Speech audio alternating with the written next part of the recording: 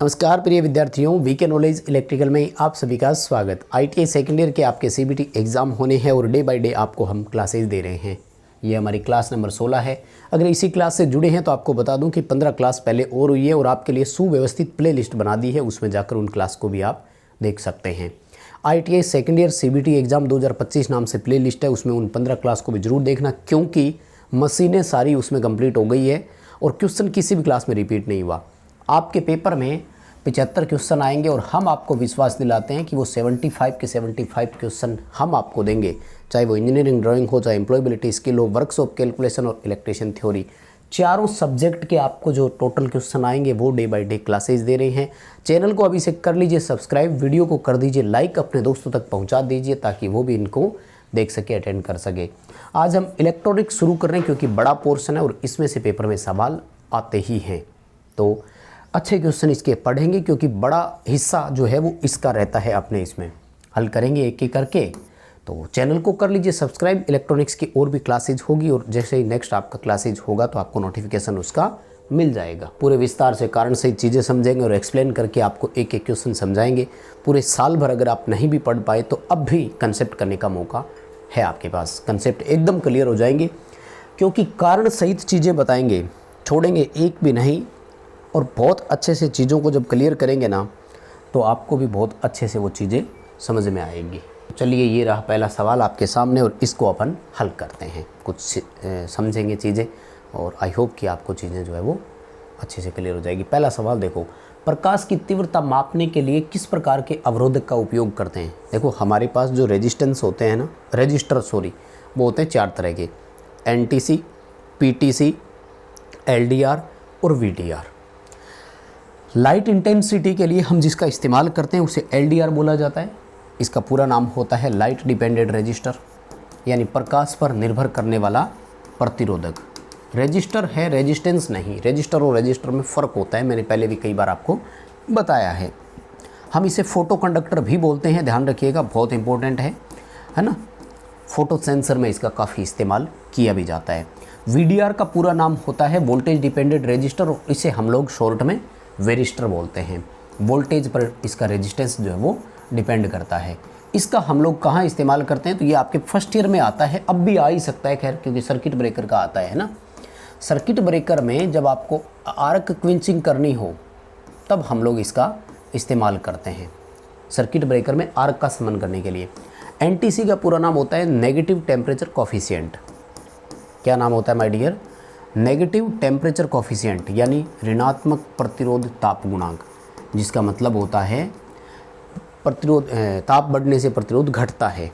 और PTC का मतलब होता है पॉजिटिव टेम्परेचर कोएफिशिएंट, यानी यहाँ पर ताप बढ़ने से रेजिस्टेंस बढ़ता है। ठीक है। NTC को थर्मिस्टर बोला जाता है, PTC को सेंसिस्टर बोला जाता है, VDR को वेरिस्टर बोला जाता है और LDR को कंडक्टर या फोटो कंडक्टर बोला जाता है। बताओ, सवाल समझ में आया क्या? किसी को स्क्रीनशॉट लेना है तो ले लो, डीपली समझना है तो समझ लो। गुरुजी काम की बात बता दो, तो काम की बात ये है, ये क्वेश्चन सेम टू सेम आपके पेपर में होगा, CBT एग्ज़ाम जब होगा तो, और ये आपको उत्तर करना है LDR। इतना तो ये रट लो और बाकी एक्स्ट्रा चीज़ें आपको बताइए। देखो, एक्स्ट्रा क्यों बता रहा हूँ, मैं वो नहीं हूँ कि आपको 15 मिनट में 40 क्वेश्चन करवा दूँ। हम कंसेप्ट के साथ, लॉजिक के साथ चीज़ें बताते हैं क्योंकि थ्योरी में बड़ा अनुभव है, तो चीज़ों को समझो। इंपॉर्टेंट चीज़ क्या है कि आप सेकंड ईयर तो अब वैसे ही पास कर ही लोगे, हो ही जाओगे, है ना, चिंता मत करना, फेल कोई नहीं होगा। लेकिन सेकंड ईयर पास करने के बाद आपको भर्ती परीक्षाओं की तैयारी करनी है, कॉम्पिटिटिव एग्ज़ाम की तैयारी करने के लिए माय डियर कंसेप्ट क्लियर होने ज़रूरी है। इसरो में टेक्नीशियन की भर्ती आएगी, नौकरी लगना है, तो इतना आसान थोड़ी है। तो उसके लिए कंसेप्ट आज से ही क्लियर करने शुरू करो, इसलिए हम डिटेल से आपको पढ़ा रहे हैं, क्योंकि हम साल में लगभग 7-8 महीने कंपटीशन वालों को तैयारी कराते हैं, तो हमें उनका भी अनुभव है। और आपका तो हर साल CBT एग्ज़ाम है तो उसमें हम फॉलो करते हैं, तो पिछले 4-5 साल से लगातार आपके एग्ज़ाम को भी देखते आए हैं, है ना। चलिए अगले सवाल की तरफ बढ़ते हैं। सिलिकॉन सेमीकंडक्टर डायोड को किस कोड से किया गया है? ध्यान से सुनना। हमारे सेमीकंडक्टर की 2 प्रणालियाँ थी, एक ओल्ड प्रणाली थी, एक नई पद्धति आ गई। नई में तो बहुत ज़्यादा है, ओल्ड पद्धति में 4 ही थे, A, B, C और R। ठीक है ना। तो A जो है ना वो संकेत करता है जर्मेनियम को और B संकेत करता है सिलिकॉन को। सी करता है कैडमियम सल्फाइड और ये करता है गैलियम आर्सेनाइड, यानी ये दोनों कुल मिलाकर के एलईडी के लिए होता है, लाइट इमिटिंग डायोड के लिए। तो हमारे जो मोस्टली सेमीकंडक्टर में इस्तेमाल होने वाले पदार्थ है वो कौन है? दो ही है, एक जर्मेनियम और एक सिलिकॉन। तो जो सिलिकॉन की पहचान होगी उसका पहला लेटर बी से स्टार्ट होना चाहिए, और हमारे यहाँ बी से देखो ये रहा BY126। ये जो सेकंड लेटर होता है ना, ये उसके एप्लीकेशन को दिखाता है। एप्लीकेशन मतलब उसके यूज को बताता है कि यूज कहाँ करेंगे। जैसे Y का मतलब होता है पावर एम्पलीफायर ट्रांजिस्टर के रूप में हम इस्तेमाल करते हैं। तो बताओ फंडा क्लियर है कि नहीं? कोई समस्या नहीं है यहाँ पर। बी ऑप्शन के साथ जाएंगे और BY126 ऑप्शन के साथ जाएंगे। आपके पेपर में क्वेश्चन तो सेम होगा, मैं गारंटी देता हूँ, विश्वास दिलाता हूँ। हाँ, ऑप्शन बदल सकता है। जैसे अपने यहाँ बी ऑप्शन है ना, तो हो सकता है कि आपके पेपर में वो सी ऑप्शन में हो। इतना सा ध्यान रखना है आपको। अब आ जाओ रेक्टिफायरों का सवाल। क्या पूछ रहा है? फुल वेव रेक्टिफायर के लिए इनपुट रिपल फ्रीक्वेंसी कितनी होगी? फिन तो ऐसे लिख दिया इसने। इनपुट रिपल फ्रीक्वेंसी किसकी बात कर रहा है? देखो मैं थोड़ा डायग्राम से बता देना चाहूँगा। मान लेते हैं कि ये हमारा रेक्टिफायर है ना, ठीक है। यहाँ पे दो डायोड लगे हुए हैं। ये तो ट्रांसफार्मर है, वोल्टेज को स्टेप डाउन करता है, और ये दोनों यहाँ जुड़ते हैं। तो यहाँ पर जो अपने एसी सप्लाई दी थी ना, वो साइन वेव है। यहाँ पर जो डीसी मिल रही है ना, वो पल्सेटिंग है। तो फिर यहाँ पर हम लोग क्या करते हैं, फ़िल्टर लगाते हैं। फॉर एग्जांपल एलसी फ़िल्टर लगाया, तो अब यहाँ पर शुद्ध डीसी मिल रही है अपन को। यानी रेक्टिफायर सर्किट को समझने के लिए हमें तीन तरह की सप्लाई समझनी होती है। Input AC sine wave, output pulsating DC जिसकी रिपल फ्रीक्वेंसी होती है, और फिल्टर की आउटपुट जो फाइनली प्योर डीसी होती है। अब यहाँ पर ये रिपल फ्रीक्वेंसी के बारे में बात कर रहा है। तो फुल वेव में ripple frequency 2 into input frequency होता है। कितना होता है? 2 into input frequency. C option के साथ जाएंगे। इम्पोर्टेंट फैक्ट क्या है? चाहे फुल वेव ब्रिज रेक्टिफायर हो, चाहे full wave centre tap rectifier हो, हमारे full wave rectifier single phase में दो तरह के होते हैं। याद है ना आपको? एक सेंटर टेप ट्रांसफार्मर वाला और एक ब्रिज रेक्टिफायर वाला। याद रहेगा सबको, कोई प्रॉब्लम नहीं होगी। आई होप कि सबका सवाल सही होगा। अगर हाफ वेव रेक्टिफायर के लिए हो देन बराबर होती है, ठीक है। ये वाला जो ऑप्शन है आपका हाफ वेव रेक्टिफायर के लिए रहेगा। बताओ सवाल समझ में आया क्या? अच्छा क्वेश्चन है, पढ़ लो, याद कर लो। जो बच्चे स्क्रीनशॉट की मांग करते हैं उनके लिए मैं साइड में होता हूँ और पूरा क्वेश्चन दिखाने का प्रयास करता हूँ। तो आप अगर चाहें तो स्क्रीनशॉट जो है ले सकते हैं, ठीक है। और बाकी अगर क्वेश्चन को इतना छोटा भी दिखा दूँ तो भी मुझे लगता है कोई प्रॉब्लम नहीं है, साफ समझ में आ रहा है। अच्छे क्वेश्चन है। प्लीज़ वीडियो को लाइक किए बिना नहीं जाएंगे। बहुत ज़रूरत है आपके लाइक की, क्योंकि लाइक करने का मतलब ये होता है कि आपको कंटेंट पसंद आया, आपको क्लास हमने जो समझा है वो समझ में आया। सेकेंड ईयर में 100% 75 के 75 क्वेश्चन की गारंटी है। आप कितना करके आओगे, 80% नंबर, 90% नंबर कितने ला सकते हो वो आप पर डिपेंड है, पर आएंगे ज़रूर। देखो, एक सक्रिय घटक कौन सा है? हमारे दो तरह के कंपोनेंट होते हैं, एक को एक्टिव बोलते हैं और दूसरे को बोलते हैं पैसिव। एक्टिव वो होते हैं जो इलेक्ट्रॉनिक्स में काम में लिए जाते हैं। मैं शॉर्ट में बता रहा हूँ, वैसे तो इनका एक फॉर्मूला होता है, मैं आपको वो फॉर्मूला भी बताऊँगा।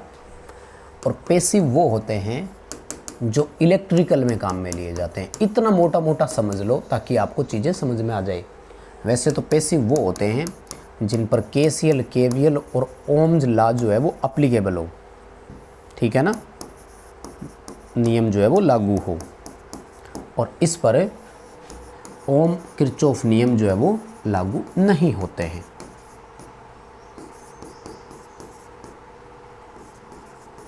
ओम और किरचॉफ का नियम जिन पर लागू नहीं होता है उनको सक्रिय बोला जाता है, और ये सारे इलेक्ट्रॉनिक्स वाले होते हैं। अब यहाँ देखो, इलेक्ट्रॉनिक्स का कौन है? ट्रांजिस्टर है, diode, vacuum tube, SCR, UJT, diac, triac, zener diode, LED, कुछ भी आ जाए। इलेक्ट्रॉनिक घटक सारे के सारे सक्रिय घटक होते हैं, ध्यान रखो। और हमारे इलेक्ट्रिकल वाले आर, एल और सी, इंडक्टर, रेजिस्टर, कैपेसिटर, ये तीनों के तीनों पैसिव कंपोनेंट है। बताओ बात समझ में आ रही है क्या? मान लीजिए वो पेपर की लैंग्वेज बना करके बोल सकता था कि इनमें से कौन सा एक निष्क्रिय घटक नहीं है, तब भी उत्तर डी बनता, क्योंकि ये सक्रिय है, बाकी तीनों निष्क्रिय है। सवाल समझ में आया? आई होप कि आपको क्वेश्चन समझ में आया और आना ही चाहिए।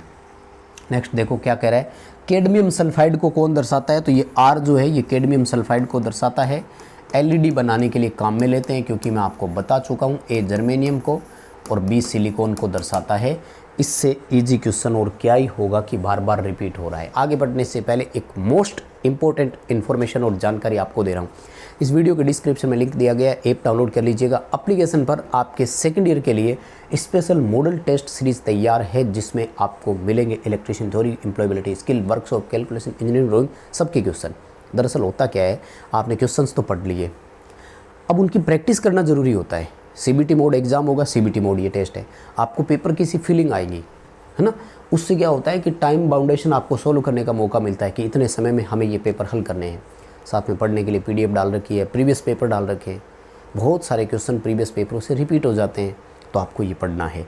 तो ज्वाइन करें टेस्ट सीरीज, डिस्क्रिप्शन में लिंक है, ऐप डाउनलोड कर लो और ऐप में ये वाला आपको सब डिटेल से मिल जाएगा। नेक्स्ट क्वेश्चन पर आइए माय डियर। सवाल पूछ रहा है कि इनमें से निष्क्रिय घटक कौन सा है, तो शायद ये क्वेश्चन मैं चाहूँ तो स्किप कर दूँ, आप बताओ मुझे। RLC, इंडक्टर, रेजिस्टर, कैपेसिटर, वो तीनों निष्क्रिय है, इलेक्ट्रॉनिक वाले सारे सक्रिय है। तो डायक, डायोड और ट्रांजिस्टर ये तीनों सक्रिय है और कैपेसिटर क्या है, निष्क्रिय। ये लो, ठीक, कोई चाहे तो स्क्रीनशॉट ले लो। क्वेश्चन बहुत नॉर्मल, बहुत इजी, लेकिन बहुत इम्पोर्टेंट है, ये पेपरों में आए हैं। अब देखो एक सिंबल वाला, वैसे तो बार बार यही सिंबल आएगा, लेकिन मैं इस बार आपको 3-4 और सिंबल बनाना सिखाऊंगा और आप उनकी प्रैक्टिस कीजिए प्लीज़, वो सारे भी इम्पोर्टेंट है। पहले तो देख लो, ये 2 डायोड आमने सामने जुड़े हुए हैं, वो डायक है, ठीक है। ऐसा ही सिंबल हो, लेकिन अगर उसमें से एक तीसरा टर्मिनल और निकाल दे तो वो आपका ट्राइक बन जाएगा। डायक में 2 टर्मिनल होते हैं, ट्राइक में 3 टर्मिनल होते हैं। इसके टर्मिनलों का नाम है main terminal first, main terminal second. तो ट्राइक में भी 2 टर्मिनल तो यही है, ट्राइक में तीसरे टर्मिनल का नाम गेट है। बताओ समझ में आया क्या। तो डायक और ट्राइक का बना दोगे। तीसरा SCR का आजकल देने लग गया, वो SCR मोस्ट इंपॉर्टेंट है, ये होगा, अंदर से पूरा डार्क होना चाहिए, ठीक है। और एक तीसरा सिरा यहाँ से, SCR में भी 3 टर्मिनल होते हैं, ध्यान रखना, एनोड, कैथोड और गेट। SCR में जंक्शन कितने होते हैं वो आप बताओ मुझे कमेंट करके, पूरा करना। SCR में इतने जंक्शन होते हैं, ताकि पता लगे आप किस क्वेश्चन का आंसर कर रहे हैं। तो ये SCR का है, इसको पढ़ लेना। ये डायक का है, एक तीर और लगा दोगे तो वो ट्राइक बन जाएगा। उसके बाद में आएगा आपसे NPN और PNP का, है ना। डायोडों का याद रखो पहले तो, देखो, है ना। तो ये आपका सिंपल PN डायोड हो गया। 2 लाइट बाहर की तरफ है, ये LED हो गया, है, सॉरी, फोटो कंडक्टर। और अगर 2 लाइट अंदर की तरफ है, सॉरी, ये फोटो कंडक्टर है जिस पर प्रकाश तीव्रता गिरती है, तो ठीक है ना। अंदर की तरफ 2 लाइट है तो ये फोटो कंडक्टर है या फोटो डायोड है। और जिसमें प्रकाश उत्पन्न करती है ना, ये LED है। और अगर यहाँ पर Z की आकृति बन जाए यहाँ पर, तो वो जिनर डायोड है। थोड़ा सा अंदर की तरफ मोड़ दें तो वो शॉर्ट की डायोड है। तो कुछ ये इलेक्ट्रॉनिक्स वाले याद रखो। फिर ट्रांजिस्टर में PNP और NPN का याद रखो, है ना। तीर के निशान की दिशा से ही उसमें तो NPN और PNP डिसाइड होता है। कहने का मतलब, अगर आपने अभी तक सिंबल नहीं पढ़े तो ये मैं आपको टास्क दे रहा हूँ। क्यों दे रहा हूँ, एक पंथ 2 काज हो जाएंगे। ये आपके थ्योरी में भी क्वेश्चन आ जाएगा और ये ड्राइंग में भी क्वेश्चन आ जाएगा। जो ड्राइंग के आपके 6 क्वेश्चन आएंगे, उन 6 क्वेश्चनों में ज़्यादातर सिंबल ही आते हैं, और अपने इलेक्ट्रॉनिक्स के तो इतने सिंबल है कि वो वहाँ काम में आ जाते हैं। तो फिर पढ़ना, और एग्ज़ाम से पहले एक इम्पोर्टेंट क्लास मैं आपको दे दूँगा सिंबल्स पर। ये सिंबल जो है आप अच्छे से पढ़ लो। बस उसके लिए आपके पास चैनल सब्सक्राइब किया हुआ होना चाहिए, क्योंकि सब्सक्राइब किया हुआ होगा तो ही नोटिफिकेशन आएगा। नोटिफिकेशन नहीं आएगा तो पता ही नहीं लगेगा वीडियो कब आकर चली गई। और वीडियो स्किप करने का मतलब है पेपर के क्वेश्चन स्किप करना। आ जाओ सवाल पर। हेक्साडेसिमल संख्या प्रणाली में वर्ण कितने होते हैं। वर्ण का मतलब है यहाँ पर एक तरह से करेक्टर्स। तो हेक्साडेसिमल को पहले समझाता हूँ, बाद में संख्या प्रणाली को भी समझेंगे। आराम से इधर इस जगह को खूब यूटिलाइज़ करूँगा। हेक्साडेसिमल प्रणाली में टोटल करेक्टर होते हैं 16। गुरुजी कौन कौन से। तो इन 16 में 0 से लेकर 9 तक तो अंक होते हैं, ठीक है ना। और A से लेकर F तक ये होते हैं अल्फ़ाबेट, यानी अक्षर। जहाँ A का मतलब होता है 10, बी का मतलब होता है 11, सी का मतलब होता है 12, डी का मतलब 13, ई का मतलब 14 और एफ का मतलब 15। ठीक है, ये पेपर में आपसे सवाल पूछा जा सकता है कि हेक्साडेसिमल प्रणाली में ई किस अंक का प्रतिनिधित्व करता है, तो 14 अंक का। या फिर आएगा कि हेक्साडेसिमल प्रणाली में अंक 13 को किस से दर्शाया जाता है, तो डी से दर्शाया जाता है। ये बहुत इंपॉर्टेंट क्वेश्चन बनते हैं, तो इनको अच्छे से पढ़ना ज़रूर। अब मैं आता हूँ संख्या प्रणाली में। हमारी एक संख्या प्रणाली होती है बाइनरी, इसमें 2 ही अंक होते हैं, 0 और 1। दूसरी होती है ऑक्टल, इसका आधार होता है 8, इसमें अंक भी होते हैं 8, 0 से लेकर 7। उसके बाद में एक और होती है, उसका नाम है डेसिमल यानी दशमलव प्रणाली, जिसमें 0 से लेकर 9 तक अंकों का इस्तेमाल होता है और इसका आधार होता है 10। इसको आधार या रेडिक्स भी बोलते हैं। पेपर में ये क्वेश्चन भी आपसे पूछे जाएंगे। बाइनरी का आधार कितना है, 2। ऑक्टल का अष्ट आधारी बोलते हैं उसे, जिसका आधार ही 8 हो तो हिंदी में ऑक्टल ही लिखिएगा। दशमलव का कितना है आधार, 10। तो जितने अंक उतना ही आधार होता है, ये याद रख लो। अंक सेट कौन कौन सा है ये भी आ सकता है पेपर में, तो वो भी आपको याद रखने हैं। बताओ यहाँ तक क्वेश्चन समझ में आया क्या? स्क्रीनशॉट ले लो इसका, क्वेश्चन बहुत इंपॉर्टेंट है और एक एक करके पढ़ना इसको। देखो नेक्स्ट क्या पूछ रहा है क्वेश्चन, कौन सा इलेक्ट्रॉनिक सर्किट बिना इनपुट के भी एसी सिग्नल उत्पन्न करता है? पहली बात तो ये देख लो कि एसी आउटपुट देना काम किसका है। फिल्टर क्या करता है, पल्सेटिंग डीसी को शुद्ध डीसी, ये तो आउटपुट में प्योर डीसी देने का काम करता है। इसका काम होता है रेक्टिफाइड आउटपुट से रिपल्स को हटाना, यानी एक तरह से जो रिपल फ्रिक्वेंसी वगैरह है उसको कम करना। रेक्टिफायर क्या करता है, एसी को डीसी करता है। एम्पलीफायर क्या करता है, एसी सिग्नल में वृद्धि करता है ना, सिग्नल में वृद्धि करता है, ध्यान रखना। इम्पोर्टेंट बात यह है कि एम्पलीफायर को इनपुट दिया जाता है, लेकिन ऑसिलेटर जो है ये बिना किसी इनपुट के फीडबैक लेकर के बस उसी से ऑसिलेट करता रहता है। इंग्लिश में ऑसिलेटर और हिंदी में दोलन या दोलित्र बोला जाता है। क्या बोलते हैं, दोलित्र, दोलन, दोलित्र या ऑसिलेटर। तो ऑसिलेटर को किसी भी प्रकार के इनपुट सिग्नल की आवश्यकता नहीं होती है, जबकि एम्पलीफायर को हम क्या करते हैं, इनपुट भी देते हैं। यानी मैं आपको एक डायग्राम से समझाऊँ ना, तो देखो ये है आउटपुट, ठीक है ना, और यहाँ से है आपका फीडबैक और यहाँ है इनपुट। तो ये तो है एम्पलीफायर, ये क्या है, एम्पलीफायर। और अगर आप इनपुट हटा देते हैं यहाँ से, तो ये है आपका ऑसिलेटर। ऑसिलेटर सर्किट बिना किसी इनपुट के सिग्नल पैदा करता है। तो फिर करता कैसे होगा गुरुजी, फीडबैक से करता है, और उसको बोलते हैं, एक लूप बनता है, उसकी एक गेन होती है, उसे लूप गेन बोलते हैं। लूप गेन का मान इकाई हो तो अनंत ऑसिलेशन मिलते हैं, दोलित्र प्राप्त होते हैं, यानी लगातार आपको टॉप लेवल का ऑसिलेशन मिलता रहता है अगर लूप गेन का मान इकाई हो तब। ठीक है, सवाल पूछ रहा है कि किस प्रकार का गेट हमें चित्र में दिखाया गया है। गेट चित्र में दर्शाया गया है। हमारे गेट कितने होते हैं, लॉजिक गेट की बात कर रहा है, ठीक है। 2 इनपुट वाला है, बड़ी कई तरह की पहचान है इसमें। देखो यहाँ पर इसने क्या कर रखा है, A इंटू बी करके उसकी क्या लगा दी, इसने बार लगा दी, A इंटू बी की बार। तो ध्यान से सुनना, A इंटू बी किसका है, एंड गेट का। निशान जब बार का लगा देते हैं तो वो बताता है व्यू उत्पन्न को। व्यू उत्पन्न मतलब उल्टा, उल्टा मतलब not and. A into B का मतलब क्या है, B की बार का मतलब क्या है, नोट एंड, और नोट एंड को बोलते हैं नैंड गेट। तो ये 2 इनपुट का नैंड गेट है। बताओ समझ में आया क्या, उत्तर क्या करेंगे, डी। किसी को कोई समस्या नहीं है? फिर भी मैं पहचान बता देता हूँ, आउटपुट से पहचानना सबको। और गेट का आउटपुट होता है A plus B, and gate का आउटपुट होता है A इंटू बी, नोर का होता है नोट और, यानी और वाले के ऊपर बार लगा दो। नेंड का होता है नोट एंड, यानी एंड वाले के ऊपर बार लगा दो। इन चारों का स्क्रीनशॉट लो फटाफट से। पता नहीं ना एग्जामिनर कौन सा दे देगा।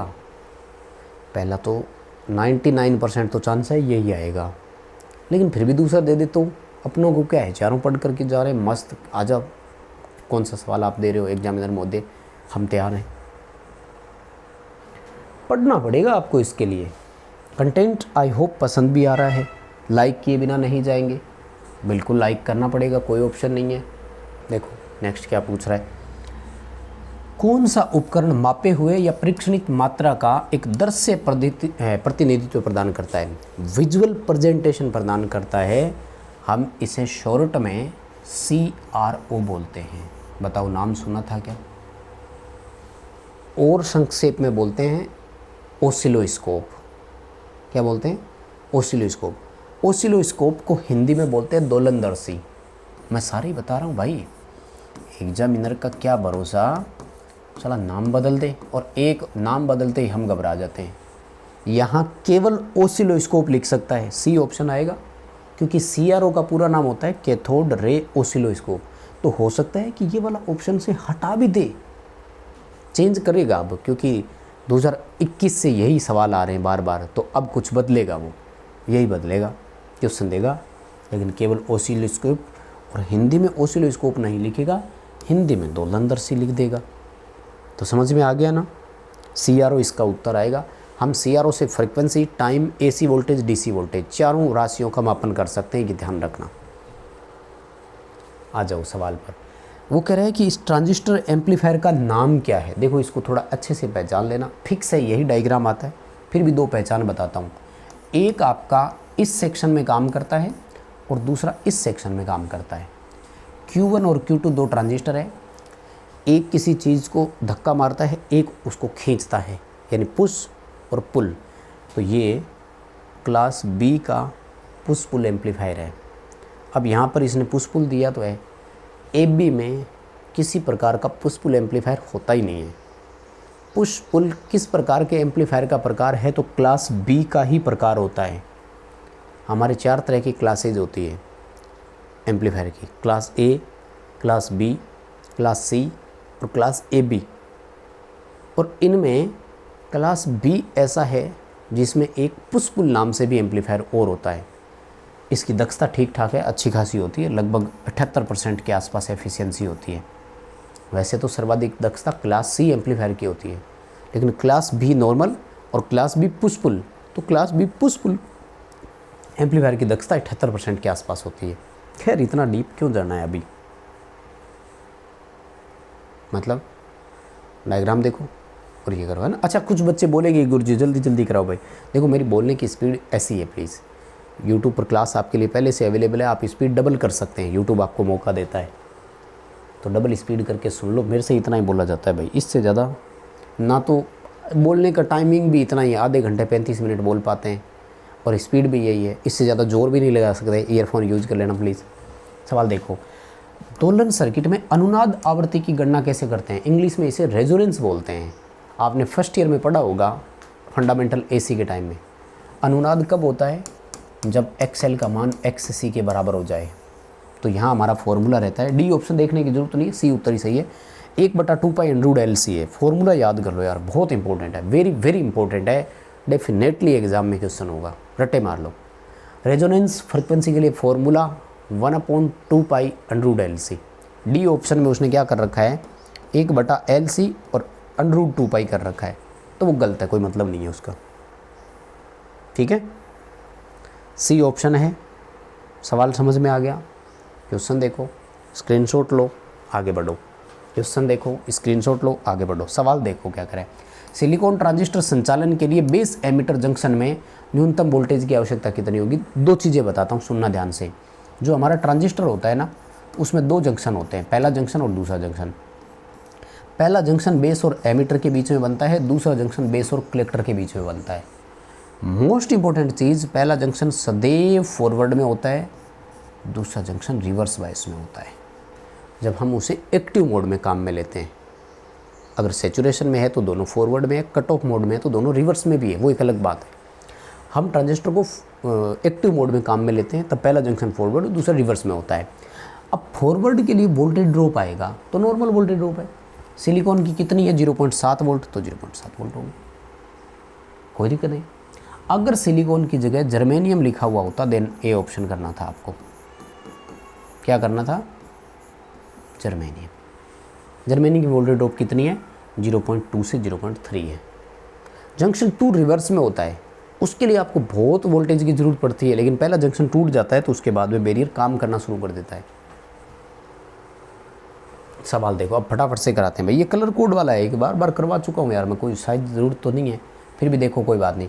वो बीबी रॉय ग्रेट ब्रिटेन वाला आपको लिखना पड़ेगा, है ना, B B Roy Great Britain very good wife GSN, फिर 0 1 2 3 4 5 6 7 8 9, ये नंबर लगाओ, आगे लगाने की जरूरत नहीं है। अब देखो पहला अक्षर क्या है रेड, तो रेड का कितना है 2। दूसरा क्या है बैंगनी, बैंगनी बोले तो वियोलेट, वियोलेट का कितना है 7। नारंगी बोले तो ऑरेंज, ऑरेंज का कितना है 10 की पावर 3, यानी 27,000 ओम हो गया।